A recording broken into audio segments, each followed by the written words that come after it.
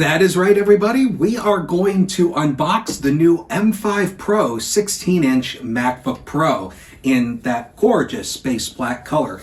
This is going to be replacing my current 16-inch MacBook Pro, which is the M2 Pro. And the reason I went for this is not because I wanted to get the latest and greatest, because I want to future-proof. For those who have seen the unboxing video of my M2 Pro MacBook Pro, you know that I just bought the base configuration, the base model with 16 gigabytes of RAM and the 512 gigabyte SSD. Well, I want to future-proof, and the new M5 MacBook Pros are out, and I pre-ordered mine, and it just arrived today. And today is St. Patrick's Day, by the way, so happy St. Patrick's Day to all of you who celebrate. And I'm going to spend my St. Patrick's Day unboxing the new M5 MacBook Pro for your viewing pleasure. Now, this is a custom configuration model. I BTO'd mine. I maxed out the RAM, 64 gigabytes, and I also put a 2 terabyte SSD in here. So this is just the M5 Pro. I have no use for the M5 Max. That is way overkill for what I do. So the M4 Pro, the M5 Pro, excuse me, is in here. Now, I've been thinking about upgrading for a while. When the M4s came out, I was going to upgrade then, but I decided to kind of hold off on that because I wasn't entirely sure if I wanted to do it. But then I decided, you know what, when the M5 models come out, let's go ahead and do it. So this is it right here. This cost me almost $4,000. I kid you not. The price for this is somewhere in the neighborhood of about $3,800. It is by far the most expensive computer I have ever bought, but it is going to last me many years. So let's go ahead and open it up here. And I decided to go for the space black instead of silver. I really like the space black color, so I decided to go for that instead of the silver. And you see here, this is what it looks like inside the packaging here. We've got our little pull tab to lift the MacBook Pro out of its packaging, and we'll take a look at that in just a moment. Inside of here, we have our color-matched MagSafe 3 power adapter, or power supply, I should say. Some of you know this, that I think they started this with the M2s or the M3s. They started matching the MagSafe cable to the color of the machine. And then inside of here is obviously all of your documentation. The one thing we're not going to have in here, unfortunately, are Apple stickers. So sad. Apple has gotten rid of those. Well, they haven't gotten rid of them. If you go to the Apple store and you buy something at the Apple store and you say, hey, I want an Apple sticker, they'll give you one, but they're not including it in any products anymore. Apple tried to be a little more environmentally friendly, I guess is the reason why they got rid of them. So inside of here is just your manual, obviously no software, but you know, you don't need that. And then inside of here is your power brick, which I will use. I am going to not keep my M2 Pro MacBook Pro. I am not that much of a computer hoard. What I am going to do is I'm going to trade in this current MacBook Pro you see here. This is the M2 Pro that I have. And I'm going to trade that in. I'm going to take my loss on it. I'm going to trade it in, and I'm going to use the money towards that to recoup the money I lost buying this. It is super expensive. The one thing you probably know about the M5 machines is there is a price hike on them due to the ongoing RAM shortage that is currently ongoing. And Apple tried their best to limit the impact. And what they basically did with the MacBook Pros, at least with the 16-inch model, is they got rid of the 512 gigabyte option. So all 16-inch MacBook Pros now start at 1 terabyte, but they still have 24 gigabytes of RAM. So instead of charging more for the 512 gigabyte model, they basically took the M4 Pro at 1 terabyte and moved that up as the base configuration. And I think the price is about $100 less than the M4 configuration with the 24 gigs of RAM and the 1 terabyte SSD. I'm not 100% certain, but I think that's the case. So Apple's trying their best to limit the impact of the RAM shortage. And, you know, I think there was some belief that Apple was just going to absorb the cost, but come on, we all knew that was not going to be the case. Okay, so here is the MacBook Pro itself, and we're going to go ahead and unravel it. And the space black, I really have to say, is really nice. I decided to take the plunge for this, and one of the problems with the colored MacBooks, especially the aluminum MacBooks, is they show wear very, very easily. All you have to do is look at it and it'll scratch. The thing is, this is painted, okay? Apple has painted these, and after a while, if you use it a lot and you take it around with you, it will start to show signs of wear. The paint will start chipping off. But this is strictly a home computer. I am not taking this anywhere. It is staying right here at home, which is where a nearly $4,000 computer should stay. So hopefully it will stay in as good of condition because it's staying here and not being transported all over the place.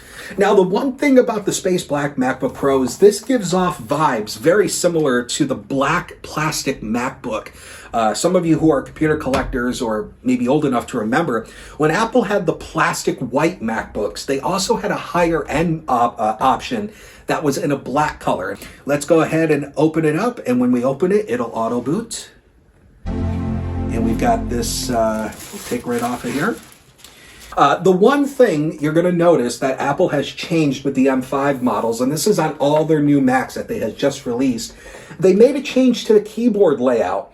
The delete key, the shift keys, and the caps lock key and the tab key no longer have labels or words on them. They're now using the little glyphs. I don't know why they did that. It's going to take a little time getting used to. For those that kind of know this, really only America, North America, or the USA, I should say, really uses a keyboard layout like this, where they would have the text on the keys. Every other country in the world has always used the glyphs. So I don't know if this was a cost-saving measure. Instead of writing the text, they could just create one keyboard print that would go on all the keys, or what the idea was. I don't know. Give me your thoughts if you have any. So what we're going to do is I'm going to go ahead and move this over here. I am currently doing a time machine backup on my current MacBook Pro. And that's the first thing you'll want to do, by the way. Before you migrate to a new Mac, you want to make sure you do a full, complete backup. Time Machine's the best way, but there are other software options out there. I will see you in a couple of minutes. Okay, so I have moved the M5 MacBook Pro over, and I'm just using the current power supply to my M2 MacBook Pro for the moment. Actually, I kind of like the silver cable with the black machine. I don't know, what do you think?